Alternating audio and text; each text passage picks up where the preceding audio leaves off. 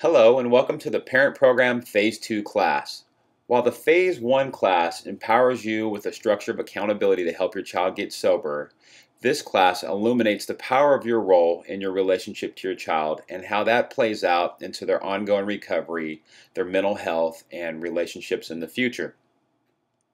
We invite you to use this class as an opportunity of self-exploration to make a paradigm shift and look at this as a journey of ongoing self-exploration, relationship exploration, and maybe even a commitment to ongoing personal growth.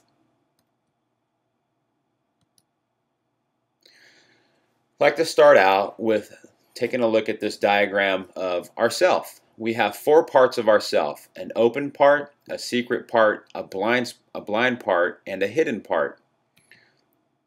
There are parts of us that others can see in us, and there are parts of us that we see in ourselves.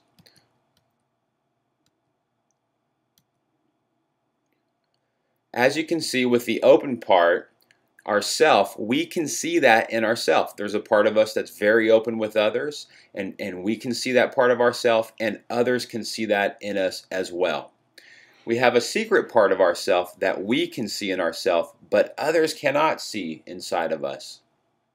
There's a blind spot that others can see in ourself, but we can't see in our own self.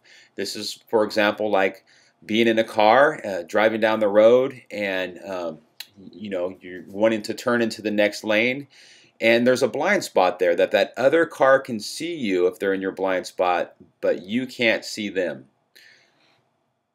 With your child in an intervention process, what we're trying to do is to help them to see some of their blind spots, how they have changed, how substance use has changed their relationship to school, family health, mental health, friendship, social life, their mood, their attitude, their behavior. You've seen change in them, they haven't seen it in themselves, and we're trying to help them integrate that and be more open to that and examining that. Likewise, there's a hidden spot, a part where we can't see it in ourselves and others can't see it in us either. So how do we ever access that part of ourselves? This is where when people go to, like parents go to parent support groups or group therapy, or kids are in group or group therapy, 12-step meetings, and somebody else at that meeting articulates something that's going on for them or has been going on for them, and all of a sudden you or your child who might be participating in this meeting hears this other person articulating what's going on for them and has the realization of, wow, that's my truth as well, and this other person just articulated what's been going on for me that I've really never connected to, but it is my truth also. Well, that other person who was sharing that story didn't know that that was a part of your truth or your child's truth, and you had no access to that in yourself. But by being open-minded, by having that attitude of self-exploration, of openness, we can gain more access to ourselves, and it's especially powerful in relationship to other people and hearing their truth and being open to our blind spots, that there might be parts of ourselves that we can't see in ourselves, and even hidden spots. When we do family therapy and have family sessions, sometimes we like to start off with this chart so as to decrease defensiveness, so that everyone understands that we all have blind spots, and in this moment of family work, we need to be open to those blind spots that others might see in us that we can't see in ourselves, and search for the kernel of truth and try to own our role in relationships. How you relate to your child informs them about how they see themselves, how they view themselves. Are they lovable? Are they capable? Are they worthy? How they feel about themselves, their self-esteem, their overall evaluation of themselves. Do they carry a lot of shame? How resilient they are. And also it informs them in terms of how well they trust themselves and others. So what does that mean? A lot of people, so in families where the parents have addiction or alcoholism or are preoccupied with gambling, sex, food, workaholism, that their focus is somewhere else, oftentimes don't create the space for a child to come to them and share their feelings. And when they do come to them to share their truth about what's going on, it's not it's not validated, or they're told to look at it in a different way.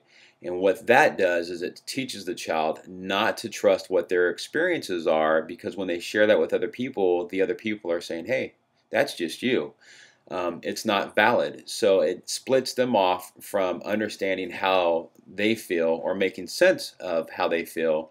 And it also gets in the way of them turning to others and trusting the support of other people. The flip side of that is that in families where kids can show up to the relationship and parents be present and warm and consistent and emotionally available, then it validates the child and helps them to trust what their feelings are and trust that that's okay. And when they don't trust that that's okay, then they have to make sense of it for themselves, like I said, and that's where drugs comes in, and we'll talk about that more later.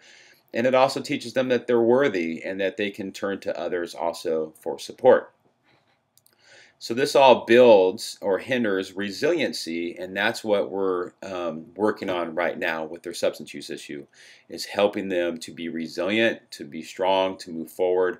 We're asking them to let go of a relationship to intoxication. We're asking them to let go of friendships that have been geared around intoxication. And that's a lot for them to dismantle their lifestyle, how they cope with things, how they connect with others, who they hang out with, how they spend their free time. To ask them to dismantle that and then put something new back together in terms of a life in coping skills, relating to others, finding new passions, takes a lot of resiliency, and it takes a lot of emotional support by us and by you and other support groups.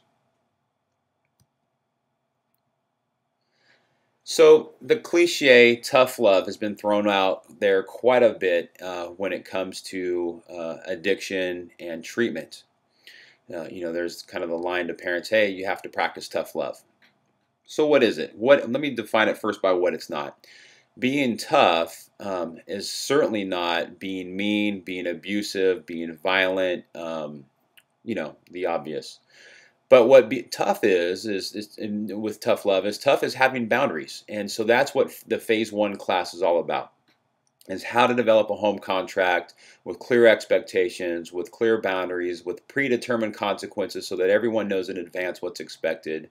That there's drug testing, so that there's no room to lie, con, manipulate, and cover up about their relationship to intoxication. That they are held accountable to participate in counseling and or 12-step meetings, and that even in the counseling sessions, we as the counselor are holding them to not avoiding their relationship to intoxication, but helping them to examine it and the consequences it's created in their life.